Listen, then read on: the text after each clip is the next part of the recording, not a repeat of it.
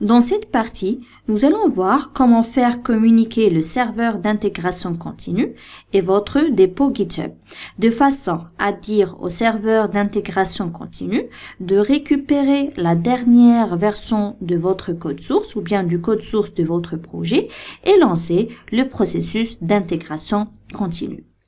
Donc nous avons d'une part GitHub, qui va contenir le code source de votre projet, et nous avons le serveur d'intégration continue Jenkins, ici pour intégration continue. La première étape consiste à mettre tout d'abord le projet dans GitHub, de façon à le rendre accessible dans un dépôt en ligne. Si jamais vous n'avez pas un projet qui est disponible sur GitHub, je vous propose de faire un fork du projet Pet Clinic, qui est un projet Java basé sur le framework Spring. L'opération de fork va vous permettre de créer une copie du projet Pet Clinic que vous allez mettre sur votre propre espace GitHub. C'est-à-dire, vous allez récupérer une copie du projet Pet Clinic que vous allez mettre dans un dépôt GitHub, un repository GitHub. Donc, une fois c'est fait, nous allons passer à l'étape suivante. Donc, l'étape numéro 2 consiste à créer un job Jenkins. Ce job, il va réaliser en fait deux tâches, ou bien deux actions. La première action, c'est scruter le dépôt GitHub, le dépôt Pet Clinic, c'est-à-dire récupérer la dernière version de l'application Pet Clinic sur votre dépôt GitHub. Ensuite, lancer le processus d'intégration continue avec pour première tâche, on va dire la tâche de compilation. Donc, c'est une tâche qui est très simple. Le serveur va juste récupérer le code et lancer la tâche de compilation.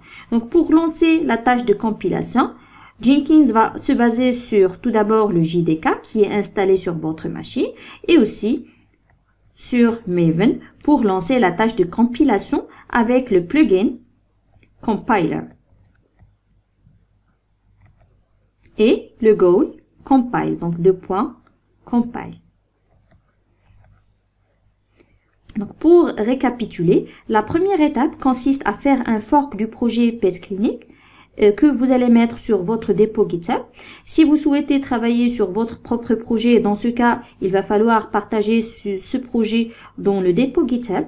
Et la deuxième étape consiste à créer un job Jenkins, qui est un serveur d'intégration continue, qui va dire à Jenkins d'aller scruter le dépôt Pet Clinic à la recherche de la dernière version du code source. Une fois c'est fait, Jenkins va lancer la tâche de compilation en se basant sur le JDK et aussi sur Maven.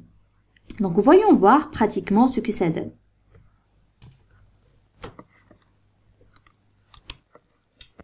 La première étape consiste à faire du projet Spring Pet Clinic. Donc, vous allez sur le projet Spring Pet Clinic, cliquez sur Fork et vous allez choisir votre dépôt GitHub. L'opération de fork va créer en fait une copie du projet Spring Pet Clinic et elle va mettre cette copie dans votre propre espace GitHub. Après, vous allez vérifier vous êtes sur quelle branche, la branche main par défaut, et vous allez copier l'URL d'accès à ce dépôt GitHub. Une fois c'est fait, vous allez sur votre serveur d'intégration continue, vous allez choisir nouveau item, puis vous allez saisir le nom du job que vous allez construire. Par exemple, projet Spring Pet Clinic. Donc, c'est un projet freestyle, c'est-à-dire on va nous-mêmes renseigner la configuration pour ce job. Et la première chose à renseigner, c'est la description du projet. Dans ce job, nous allons récupérer en fait la dernière version du projet Pet Clinic et nous allons faire la simple tâche de compilation.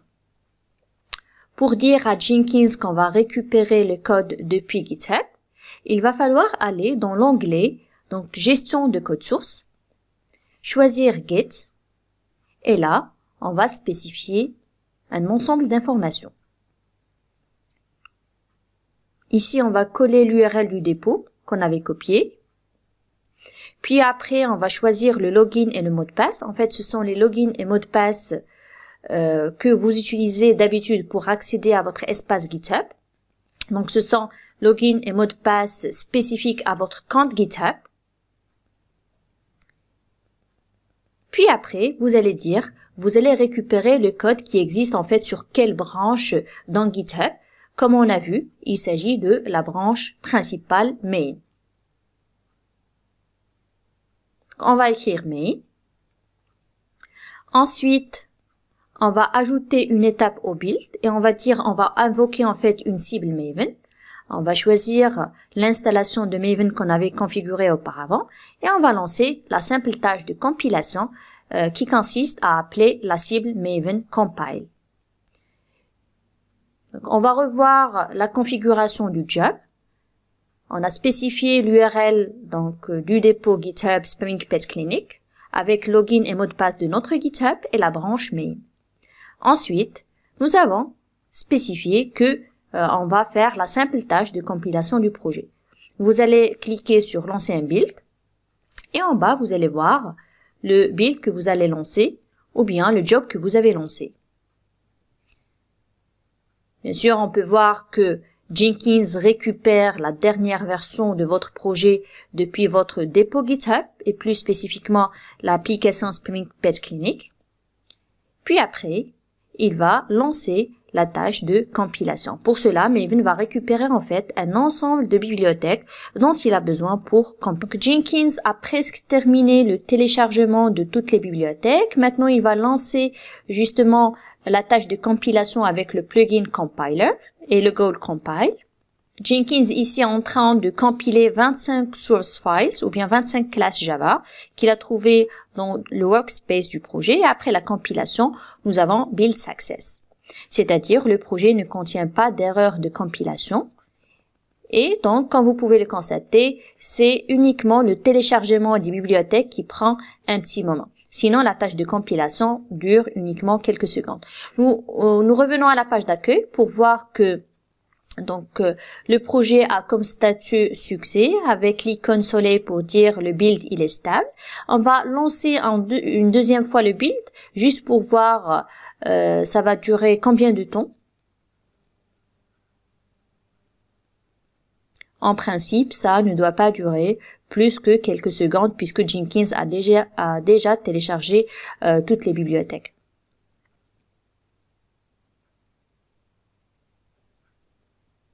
Avec le plugin compiler et il compile les 25 fichiers Java qu'il trouve et en principe ça n'a pas duré plus qu'une minute la compilation de tout un projet Spring Pet Clinic qui est un projet costaud.